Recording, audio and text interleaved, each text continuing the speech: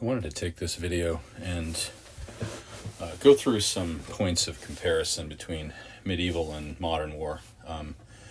These are, I should really say, points of comparison and contrast. Comparing really in this sense means what are the similarities, and contrasting means what are the differences. Some of these may seem super obvious, but as you dig into the details, you'll find that what you assume might be quite different is actually more similar, and what you assume might be similar is actually quite different, right? And that's the kind of critical thinking that I'm asking you to do about this. This is not meant to be just a casual thought experiment comparison, though that you can certainly start there. But the assignment for this week, of course, is to do a comparison essay, right, where you choose a point or a related set of points to compare and contrast between the medieval, instances of warfare or the culture surrounding warfare, the ideology about warfare, and then its modern counterpart.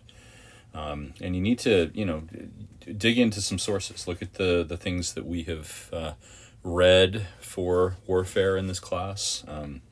Look at, maybe do some research into modern wars. There are two pretty obvious ones that are ongoing at this point as I'm making this video in mid-2024. The war in Ukraine, which is now over 2 years old. It started in March of 2022. And then, the war in Gaza, the war between Israel and Hamas, or Israel and Palestine, we might say. There's a lot being written, a lot being said about warfare in the modern age, particularly as it concerns these two wars. So, do a little research on this, do a little reading, and I think you'll find that, you'll be noticing points of comparison. Now, you don't have to do warfare. I'll do a second video on pestilence, kind of comparing the Black Death with COVID-19, for instance. And so you may choose to go that route instead. But just a few points of comparison here. One obvious one that you might assume is just very, very different, right? And this might be your first reaction. It's like, well, what does medieval warfare have to do with modern warfare? These are entirely different phenomena. If you compare, for instance, the depiction here of the Battle of Crécy in the upper right, you can see people with longbows, crossbows. You got mounted armored knights on horseback. They're riding into battle, going into battle. People are being killed, certainly, but this is very close combat. The strategies would involve, which forces do we send across the battlefield first? If you go back to the account of the Battle of Crécy in Jean Froissart's Chronicle, you'll see that, you got these crossbowmen who... This is the French side. This is the English side. The English look a whole lot more organized. This is probably done by an English artist, but this does characterize in some ways the what happened on the battlefield, at least as described by Froissart, where they sent these crossbowmen, these Genoese mercenaries across the field, and the English longbowmen just cut them down, and they ran away. You can see some of them are retreating here, and the French knights tried to get through, but the mercenaries were in their way, and the arrows were falling on them constantly and killing them, even to the extent that the French king, the English king, Edward III, was upset. He's like, can you at least get me within striking distance so I can swing my sword a couple of times? These peasant longbowmen from Wales are doing all of the work, and none of the knights are getting any action, so to speak, right? And so this is, there's a lot going on here in terms of weaponry, strategy, military technology. This might seem a far cry from things like tanks and, missiles and incredibly destructive weapons, right?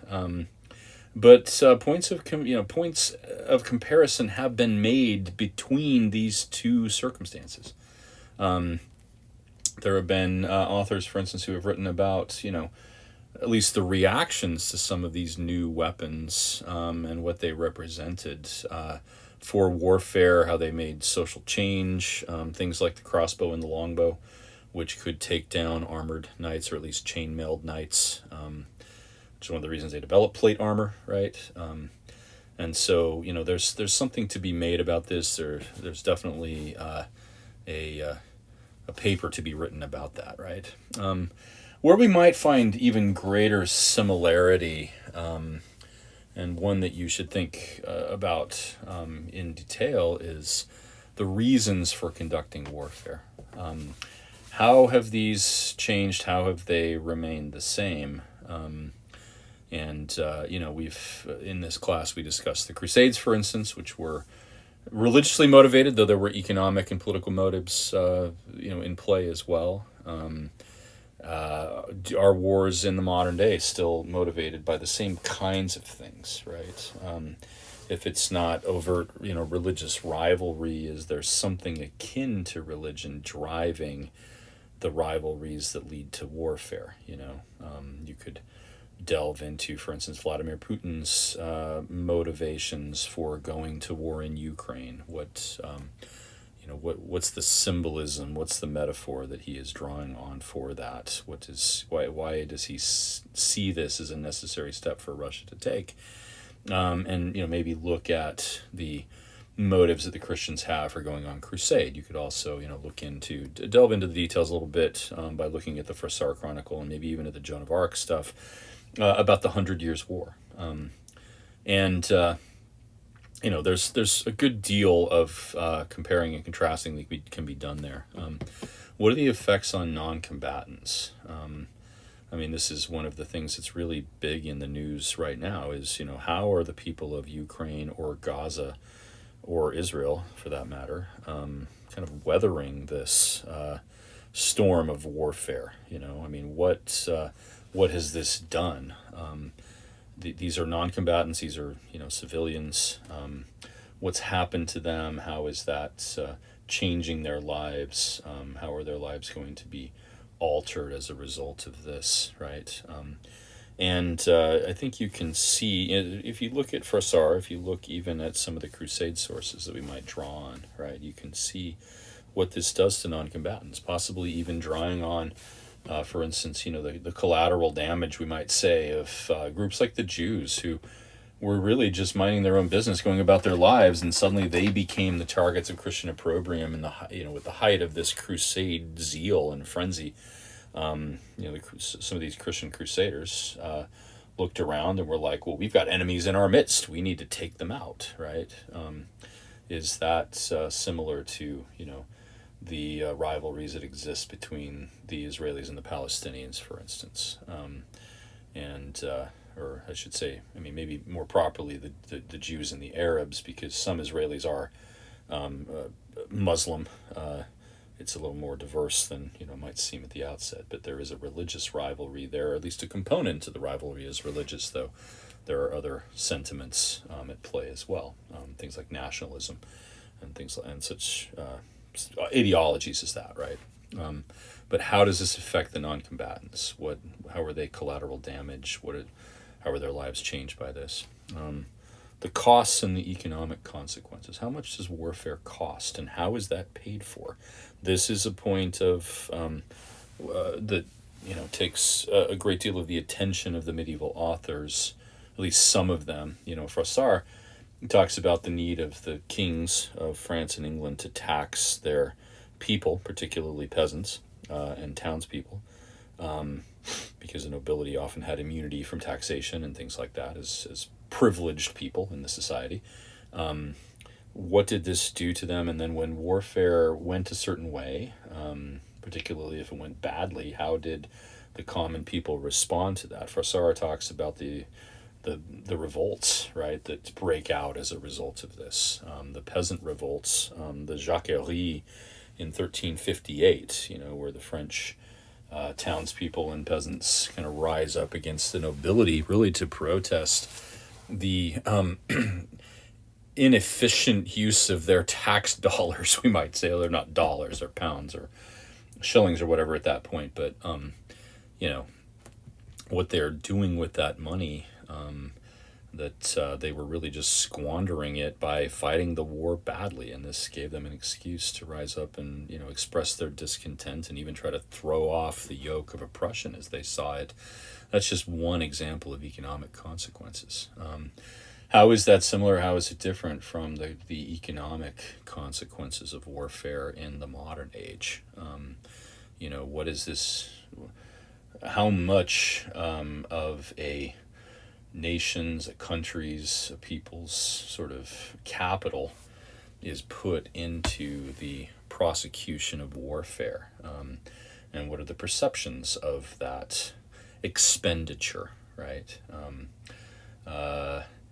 And for this, so with something like the war in Gaza, the war between the Israelis and Hamas, I think you could look at not just how much this is costing Israel, but the amount of aid that the United States is giving to the Israelis, and also the aid that is coming in, kind of humanitarian aid that's coming in from various countries into Gaza to try to help the Palestinians who are now refugees, homeless, affected by the war in various ways, right? What's the debate over those expenditures? How is that? That so you don't necessarily have to look just like what's the Israeli government spending on that, or what is the Russian government spending on their prosecution of war in Ukraine. You could look at broader factors, the amount of military aid the U.S. is supplying to Israel, or the aid to the Palestinians, and through various means. And how is that approved by people? Is there disapproval of this, and so forth and so on. One thing that we talked a great deal about was the relationship between culture and warfare, kind of the prevailing ideologies. Culture broadly speaking. What were the religious sentiments associated with warfare? Was this a duty? Was it a sin to prosecute warfare and thus probably kill people, commit something akin to murder? What did this do to the culture of the time? What were cultural perceptions across the division of warfare? How did Muslims perceive Christians during the Crusade, and vice versa? Or how did even the Byzantine Greeks perceive these Western crusaders? I think you could look at comparisons there with instances in the modern day where, how is the culture of Ukraine or Russia, affected by this? What are the cultural responses to this? How does this come out in what they're saying about themselves, about their enemies, about warfare in general? One big theme we took up was the idea about just war, what it takes for a war to be just, right? And even condemnation of warfare fought under circumstances that were, at least it was perceived, not accepted by God or by society. In the formation of things like the peace of God and the truce of God, what sorts of condemnation, similar or different, exist in the modern world, and what's the cultural basis for those things?